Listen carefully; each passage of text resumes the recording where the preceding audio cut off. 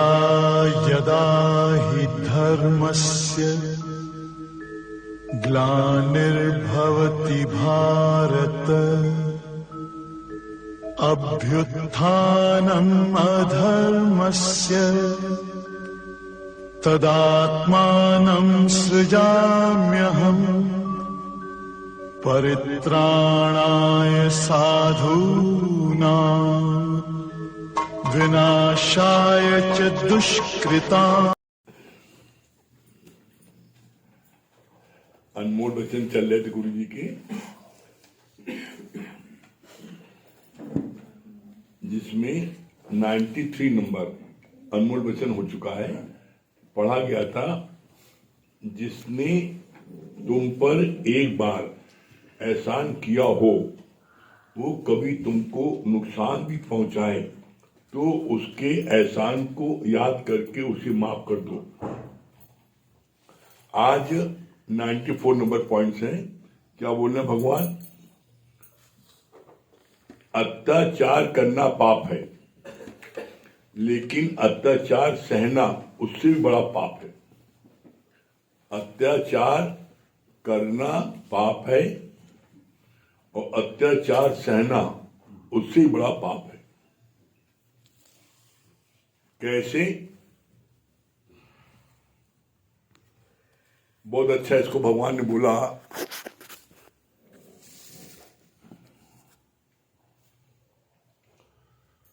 आप जब तक अत्याचार सहते जाओगे अगला अत्याचार करता जाएगा और वो अत्याचार उसका बढ़ता जाएगा। एक दिन ऐसा होगा आपका जीना मुश्किल हो जाएगा। तो भगवान ने क्या किया? एक तो तुम अत्याचार करते हो, तुम अगर तमोगुणी व्यक्ति हो जिसके में राक्षसी प्रकृति के लक्षण हैं, तमोगुण मतलब राक्षसी प्रकृति। राक्षसी प्रकृति के लोग होते हैं, उनको दूसरों को सताने में, तंग करने में, परेशान करने में, नुकसान पहुंचाने में बड़ा सुख मिलता है। तो जो इस प्रकार के व्यक्ति होते हैं वो दूसरों को सताते हैं, कष्ट देते हैं और कष्ट देके वो सुख पाते हैं। वो ऐसे तमोगुण व्यक्ति होते हैं। तो वो अत्याचार करते क्यों हैं? अत्याचार इसलिए करते हैं क्योंकि तुम अत्याचार सहते हो। तो एक होता है अत्याचार तुम स्वयं न करो, सामर्थ्यवान हो, शक्तिशाली हो, लेकिन उसके बाद में किसी को ऊपर अत्याचार न करो। ये है सतोगुण व्यक्ति के लक्षण।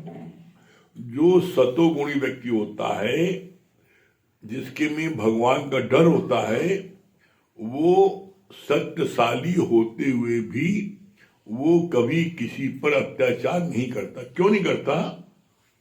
क्योंकि वो जानता है कि आज हम शक्तिशाली हैं, कल हम बहुत ही गरीब, असहाय, निर्धन भी हो सकते हैं। कैसे? बोला दौलत का क्या भरोसा, राजा बने भिखारी। तो जो राजा भिखारी बन सकता है, तो वो जो है जानता है ये सिर्फ वक्त का फेर है। जो भी व्यक्ति आज गरीब है, असहाय है, बीमार है, बहुत कष्ट में घिरा है, एक समय है जिसको बोलते हैं काल चक्र। वो काल चक्र जब तक आपका है वो आपको कष्ट दे रहा है, आपको गरीबी में परेशानी हो रही है, सब कुछ होगा। जब तक वो काल चक्र चलेगा तब तक आपकी स्थिति ऐसी ही रहेगी। लेकिन जिसने ये गीता ज्ञान ले लिया, ब्रह्म ज्ञान ले लिया, तो काल चक्र चाहे कितना भी विपरीत हो और चाहे कितना भी आपके ऊपर, चाहे 7.5 ही चढ़ जाए, चाहे 8.5 ही चढ़ जाए, कोई चढ़ जाए, वो आपका कुछ बिगाड़ नहीं सकते। बिगाड़ क्यों नहीं सकते? क्यों? क्योंकि जिसने ब्रह्म ज्ञान प्राप्त कर लिया वो इंटरनल, अंदर से इतना स्ट्रांग हो जाता है कि उसको बाहर की किसी प्रकार का कोई वातावरण, बाहर की कोई परिस्थिति उसको प्रभावित नहीं कर पाती। कैसे? जैसे अगर आप फिजिकली स्ट्रांग हैं तो आपको बाहर की प्रकृति असर नहीं कर पाती है। फिजिकली स्ट्रांग है तो आपको जो है, देख लो, मजदूर लोग फिजिकली स्ट्रांग होते हैं, वो 2.5 मन का बोरा उठाते हैं, आप 20 किलो नहीं पाते। मजदूर लोग सुबह से शाम तक कमरे में धूल धक्कड़ में पुताई करते हैं, पेंट करते हैं, लिपाई करते हैं, सफाई करते हैं, कितनी धूल उड़ती है, उन्हें कुछ नहीं होता और रोज करते हैं। वो आपके घर में करने आए, वो रोज करते हैं, उन्हें कुछ नहीं होता। आपके घर में करने आए और आप भूल से कमरे में अपनी घड़ी भुलाए, पर्स भुलाए, उस पर्स को लेने के लिए जाते हो और लौटते हो तो मुश्किल से 5-7 मिनट लगता है आने जाने में। उस 5-7 मिनट उस वातावरण को आप नहीं झेल पाते और बाहर निकलते हो, खो खो करने लगते हो, छींकने लगते हो। क्यों? कभी महसूस किया क्यों? हर चीज भी कारण खोजो क्यों। एक मजदूर उसी कमरे में 7 घंटे से काम कर रहा है, उसी धूल में, उसी उसमें, उसको कुछ नहीं हो रहा है। हम देखते हैं जो पत्थर काटते हैं, इतनी धूल निकलती है उसमें से, इतनी धूल निकलती है कि पूरा कमरा डस्ट से भर जाता है, पूरा कमरा एकदम। दिन भर उसको पोछा लगाओ, झाड़ो, पोछो, और उनको कुछ नहीं होता। जाओ पत्थर काटते हैं, उस रास्ते से गुजरो, छींक आने लगती है। क्यों? उनके अंदर में उस कार्य को करते करते उनकी रेजिस्टेंस पावर इतनी तगड़ी हो गई कि उन्हें वो असर नहीं करता। वो 7 घंटे 8 घंटे रहते हैं, असर नहीं करता, और आप 8 मिनट के लिए जाते हो, आपको असर करने लगता है। आप छींकते भी, खांसते भी और 2 दिन बीमार भी जाते हो। और कहीं तो भी और कमरे में चले गए थे ना, वही चक्कर है। Resistance power by physical resistance power कमजोर होने के कारण ये दशा हुई। एकदम सेम इसी प्रकार से ये फिजिकल पावर है और एक होती है इंटरनल पावर। फिजिकल पावर बोलती है शरीर की और इंटरनल पावर होती है मन की। आपके मन की इंटरनल पावर, दुनिया में कोई कर्म कर लो, चाहे उल्टे लटक जाओ, चाहे सीधे लटक जाओ, चाहे 6 घंटा पूजा करो और चाहे 24 घंटे पूजा करो और चाहे सारे देवी देवताओं बना लो, उसके बावजूद भी आपकी मेंटल रेजिस्टेंस पावर नहीं बढ़ पाएगी। ये बात की गारंटी है और अपने जीवन के अनुभव से कह रहे हैं। कोई व्यक्ति मात्र रोज सिर्फ ये रात में 1 घंटा सत्संग सुन ले, उसकी मेंटल रेजिस्टेंस पावर इतनी स्ट्रांग हो जाएगी, बाहर की कैसी भी कोई परिस्थिति जीवन में आ जाए उसको छू नहीं सकती। वो एवरलास्टिंग हैप्पीनेस में रहेगा। जो व्यक्ति रोज इस ज्ञान को सुन लेगा, उसके ऊपर बाहर की कोई परिस्थिति उसको छू नहीं सकती। वो हर परिस्थिति में मस्त रहेगा, प्रसन्नचित रहेगा, उसको कोई बात का कोई असर नहीं होगा। क्यों नहीं होगा? भगवान ने बोला ज्ञान तुम सुनते हो तो तुम्हारी जिम्मेदारी हमने ली है। तुम्हारी जिम्मेदारी में तुम्हारे घर की जिम्मेदारी नहीं दी हमने। तुम्हारी जिम्मेदारी ली, तुमको कोई बात असर नहीं करेगी और तुमको कोई दुख सुख तुम्हें व्यापेगा नहीं। क्यों नहीं व्यापेगा? क्योंकि रोज सुनते सुनते आपका मन इतना स्ट्रांग हो जाता है और ये इतना विश्वास हो जाता है कि करन करावन आपे आप मानुष के निकछुआ। आप पता है हमारे हाथ कुछ है नहीं ना, सब परमात्मा करेगा, हम कुछ करने वाले नहीं है, ये आपको विश्वास हो जाता है। ऑटोमेटिक ये सृष्टि चल रही है, ऑटोमेटिक हर समय हर पल हर चीज का निर्धारित है। हर पल हर समय निर्धारित है किसमें क्या होना है, हर पल। अब जैसे आप लोगों ने देखा होगा सूरजमुखी का फूल देखा होगा, उसको बोलते हैं 7 o'clock। वो 7 बजे खिलता है और जैसे जैसे सूर्य पूर्व की तरफ से उदय होता है खिलना शुरू हो जाता है। और करिश्मा देखो, आप वॉच करना कभी, जैसे जैसे सूर्य पूरब से पश्चिम जाता है वैसे जो मुड़ता जाता है। सुबह 7 तक देखना आप, सुबह पूरब में उगेगा और शाम को पश्चिम हो जाएगा और बंद हो जाएगा ऑटोमेटिक। जैसे सूरज का फूल सूरज के उदय होने पर वो उदय होता है, खिलता है, और जैसे सूरज मुड़ता जाता है पश्चिम वैसे से वो मुड़ता जाता है, और अंत में पश्चिम में जब सूर्य अस्त हो जाता है तो वो सूर्यमुखी फूल जो है वो भी बंद हो जाता है। ये पूरी प्रक्रिया आप नंबर देख लेना किसी दिन। अब आप बताओ इसमें सूर्य ने क्या किया या फूल ने क्या किया? ऑटोमेटिक हो रहा है। बस इसी तरीके से सृष्टि भी ऑटोमेटिक चल रही है। ये शरीर भी तुम्हारा ऑटोमेटिक इसी तरह बढ़ रहा है, बस ऑटोमेटिक बढ़ रहा है। कोई व्यक्ति भी इस पूरे ब्रह्मांड में, यहां तक कि राम कृष्ण को भी जो हो रहा है उसमें वो रद्दोबदल नहीं करते। बोला होनी हो कर रहे, अनहोनी न हो।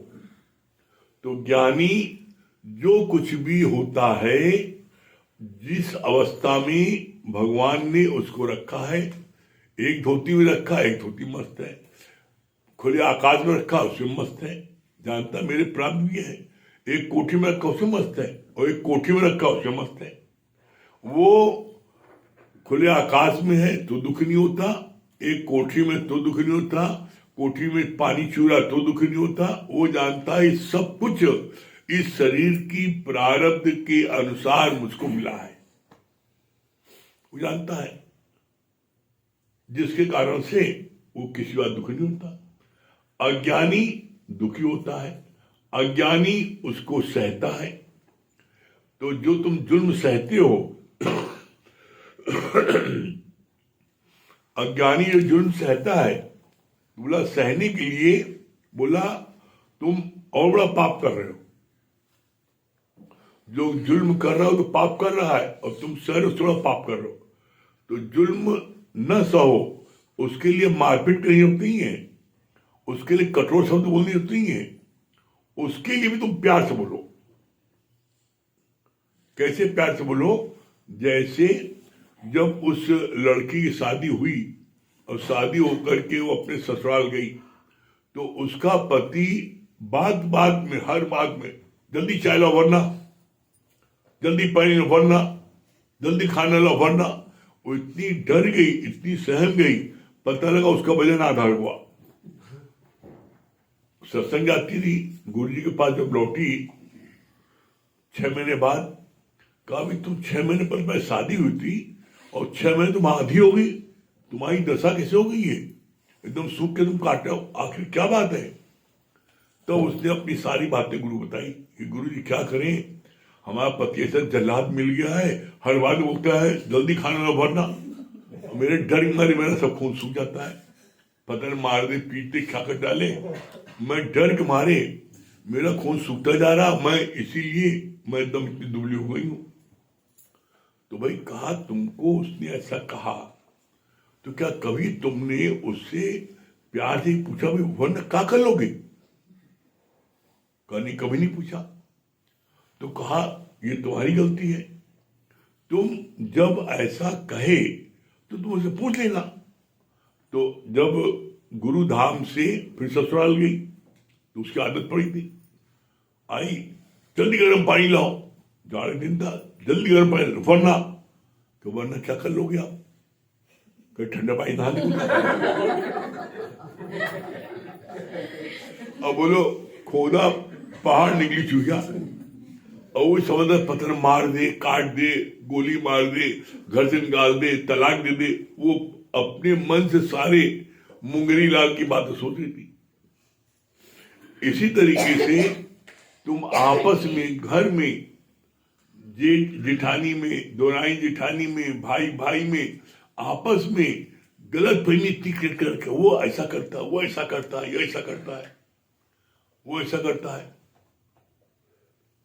हमसे एक दिन कोई कहने लगा कि हमारा सगा भैया, सगा भाई, हमारा खून होते हुए, और जब हमारा कस्टमर आओगे तो सामने जाओ, वहां उतर लो कि हमारा नुकसान कराया।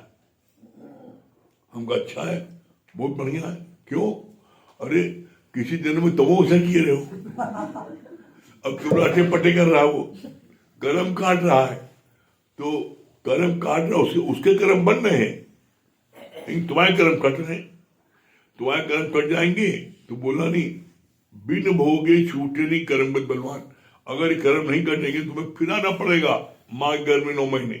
इसलिए बड़ा अच्छा होगा, शुक्राना और कहो और कहो, उसके कर्म बनते जाएंगे।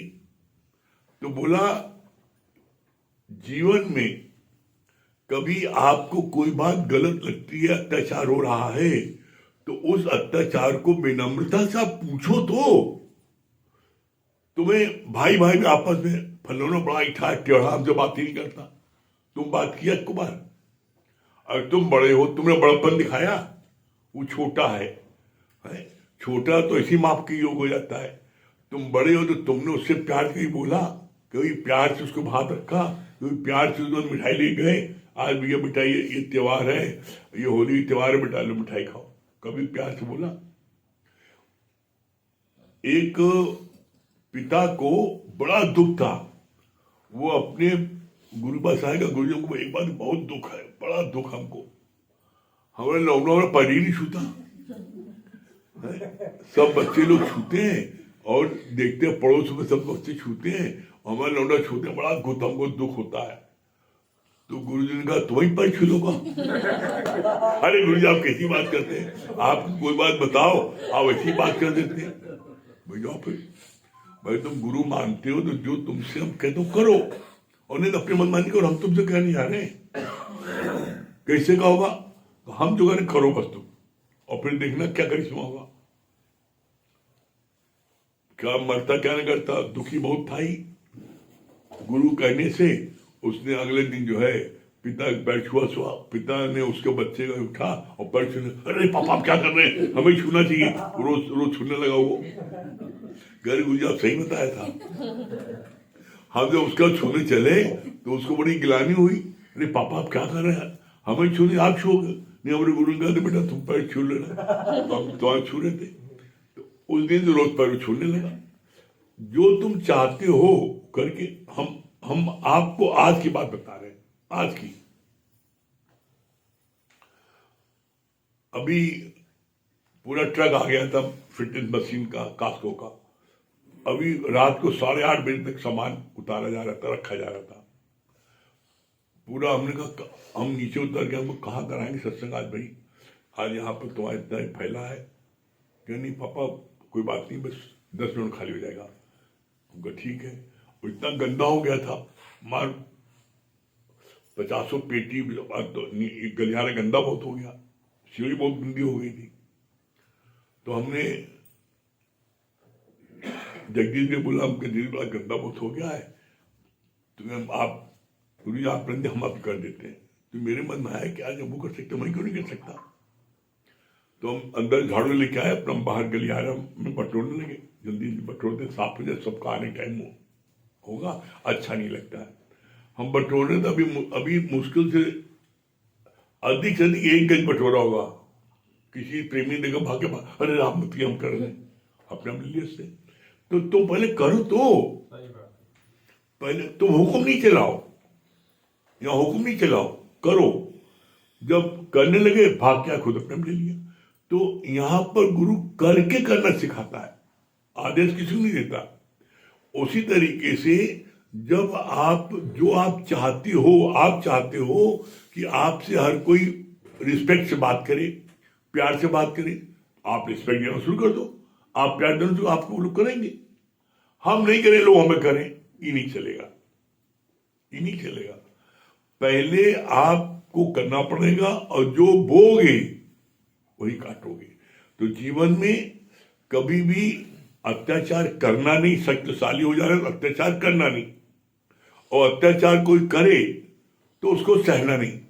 तुम्हारे सहने से उसके अत्याचार की मात्रा दिन दिन बढ़ती जाएगी।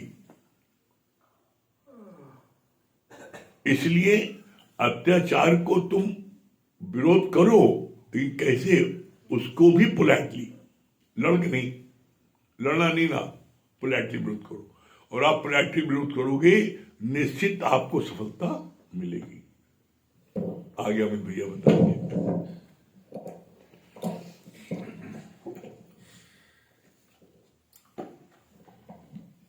गुरु जी इस जगह भी साम दाम दंड भेद आता है ना गुरु जी?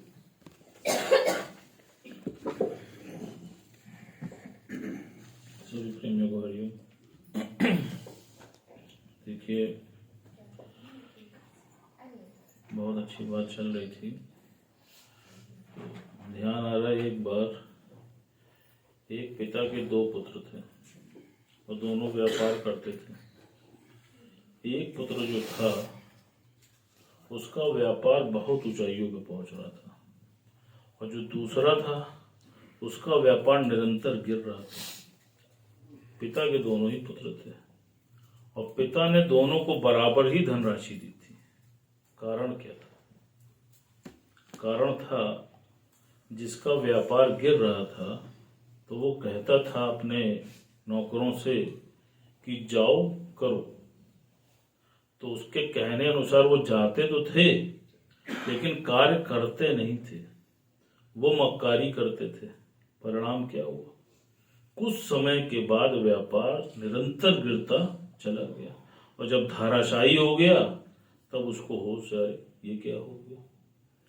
जो दूसरा पुत्र था वो विवेकवान था, बुद्धिमान था, गुरु का बच्चा था। वो कहता था आओ करें।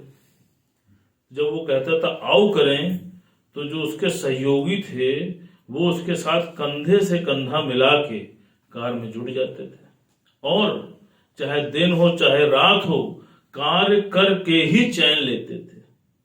अब आप देखो, व्यापार दोनों ने किया, लेकिन सिर्फ समझ का अंतर था।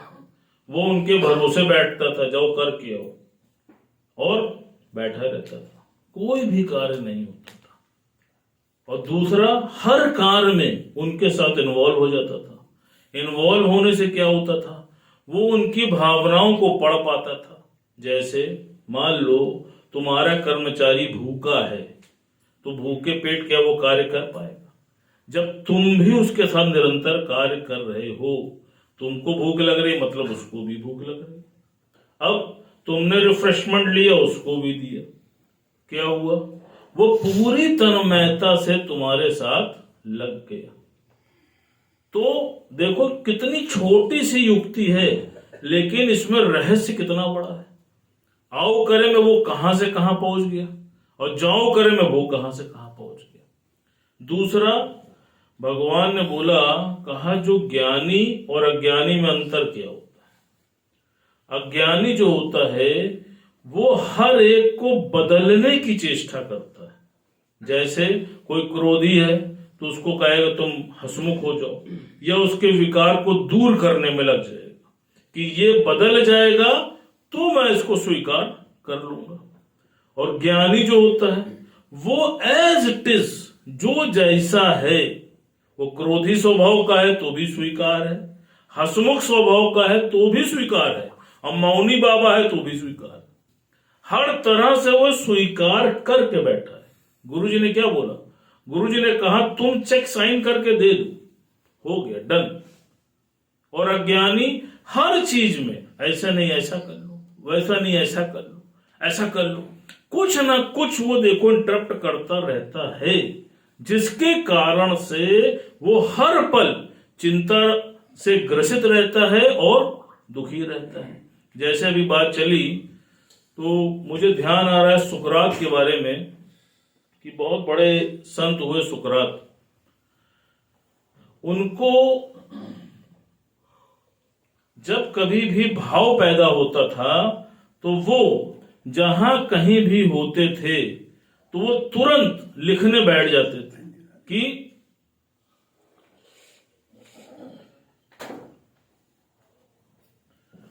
वो वहीं लिखने बैठ जाते थे कि वो भाव उनसे मिस ना हो जाए। एक बार वो अपने घर पर अपने प्रेमियों के साथ बैठे वार्ता कर रहे थे और वार्ता करते करते उनके मन में कोई भाव पैदा हुआ और वो तुरंत लिखना शुरू कर दिए। उनकी जो पत्नी थी वो उस समय पोछा लगा रही थी और उनकी पत्नी ने सुकरात से बोला कि तुम दिन भर यही करते रहोगे तो घर कैसे चलेगा, राशन कैसे आएगा। लेकिन सुकरात फिर भी लिखने में ही मग्न रहे। उनकी पत्नी को इतना क्रोध आया कि उन्होंने जिस बाल्टी में गंदा पानी भरा था पोछे वाला, वो बाल्टी का पानी सुकरात के मुंह पे मार दी। अब सुकरात ने क्या कहा? सुकरात ने उनकी तरफ देखा और मुस्कुराए और बोले कि मैंने आज तक सुना था कि जो बादल गरजते हैं बरसते नहीं हैं, लेकिन कमाल हो गया, तुम आज गरजे भी और बरसे भी। अब आप देखो। और उन्होंने कहा कोई बात नहीं, मैं फिर से नहा के दूसरे कपड़े पहना। अब देखो परीक्षा उनके भी जीवन में आई ना, लेकिन उन्होंने कैसे अपने बर्ताव से उसका मन मोड़ लिया। अभी तुम्हारी तरफ कोई पानी फेंक भर दे तब देखो कैसे युद्ध का मैदान बन जाएगा। आप सोच के देखो, जितने भी संत हुए हैं उनको थाली में सजा के सफलता नहीं मिली है कि किसी ने उनको थाली पे सजा के दे दी कि लो भैया तुम सफल हो गए। सब ने उनकी बहुत कड़ी परीक्षा ली है और परीक्षा लेने के बाद तब उनको जाकर के उनके आगे नमन किया है। दूसरे संत हुए तुकाराम, वो पहले खेत में काम किया करते थे। पहले के जमाने में ये धन का तो सिस्टम था नहीं। पहले क्या होता था, खेतों में काम करते थे तो उसके बदले में उनको अनाज दे दिया करते थे। उस अनाज से वो अपना पालन पोषण कर लिया करते थे। कुछ समय उन्होंने कार्य किया, अनाज मिला, परिवार को पाल लिया। कुछ समय के बाद उन्होंने गन्ने के खेत में काम किया। अब जब वहां पर कार्य किया तो पारितोषिक स्वरूप उनको गन्ने दिए गए। अब उस गन्ने को लेकर के वो अपने घर आ रहे थे। रास्ते में उनको कुछ अपने मित्र मिल गए। उन्होंने कहा कि केले केले गन्ना खाओगे, हमको नहीं खिलाओगे? कहने नहीं, तुम भी खाओ। भाई जो ज्ञानी होता है उदार भी होता है, उन्हें तुम भी खाओ।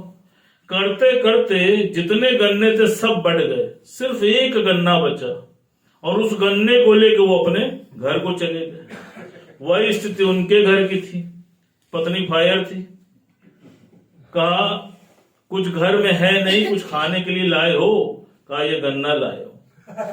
अब एक गन्ना खाने वाले तो उसको इतना क्रोध आया कि वो गन्ना उन्होंने उसके सर पे दे मारा और वो 2 टुकड़े में टूट गया।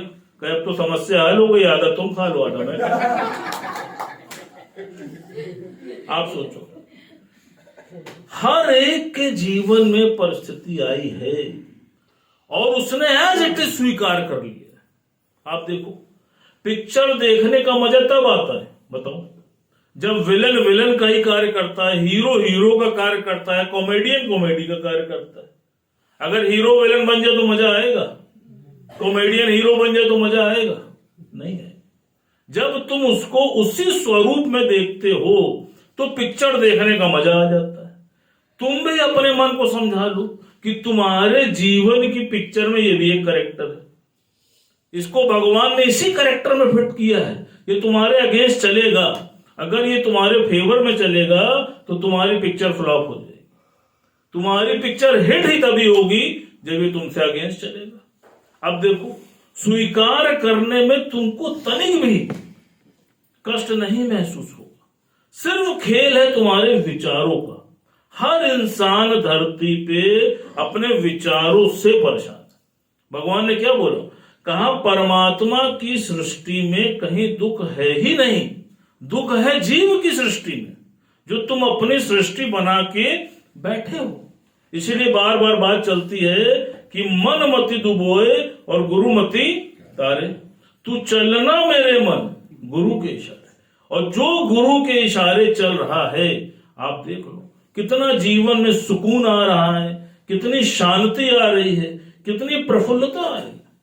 और जो अपने मन से चल रहा है वो किसी भी कैरेक्टर को एक्सेप्ट नहीं कर पा रहा है। आप देखो हर जगह वो व्यक्ति मिसमैच हो रहा है। और गुरु ने कितनी बढ़िया मेथड तुमको बता दिया, तुम हर कैरेक्टर में फिट हो जा रहे हो। क्यों? क्योंकि तुमने अपनी मर्जी को परमात्मा की मर्जी से मिला दिया। मिला दिया कि नहीं मिला दिया? समय हो गया।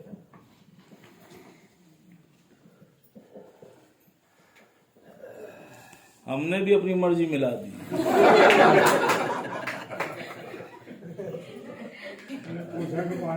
हाँ, डर हमें भी रहता है कि पानी इधर पड़ जाए।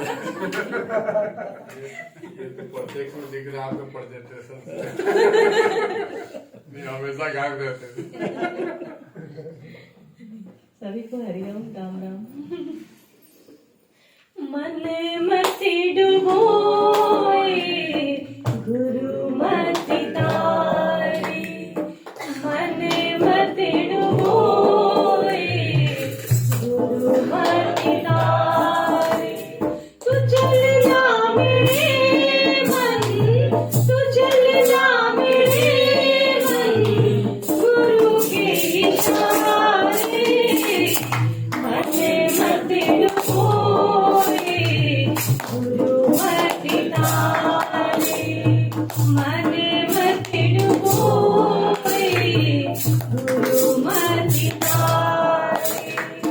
गुरु के वचन पर चलना है मुश्किल, गुरु के वचन पर चलना है मुश्किल। मगर चलने वालों ने पाई है मंजिल, मगर चलने वालों ने पाई है मंजिल। यहाँ पर मिलेंगे, यहाँ पर मिलेंगे तुझे भी किनारे। मन मति डुबोए गुरु मति तारे, मन मति डुबोए गुरु मति तारे। बड़ी सीधी सादी है बातें गुरु की, बड़ी सीधी सादी है बातें गुरु की। हर बात में है करामत गुरु की, हर बात में है करामत गुरु की। कोई भाग्यशाली, कोई भाग्यशाली समझे इशारे। मन मति डुबोए गुरु मति तारे, मन मति डुबोए गुरु मति तारे। जहाँ मन की मानी वो हानि खाया, जहाँ मन की मानी वो हानि खाया। सही रास्ता तो गुरु ने बताया, सही रास्ता तो गुरु ने बताया। झुमा दे गुरु की बात, झुमा दे गुरु की बात, विवादी नहारे।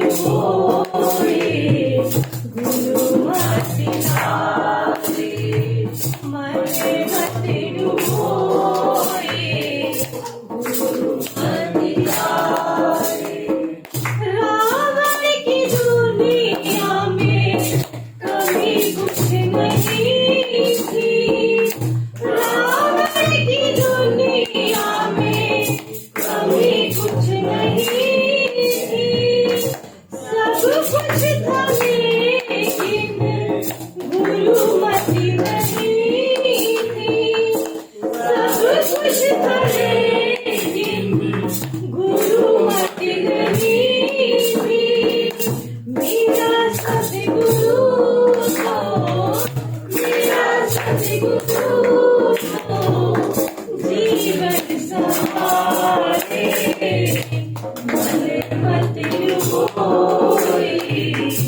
गुरु मत लावे मन मत डुबोए गुरु मत लावे क्या बता रही है संगीता रानी? हरिओम गुरु जी, हरिओम भैया, हरिओम हरि। बहुत अच्छी बात लगी करावा नाम पे आप मानस का चुनाई आप।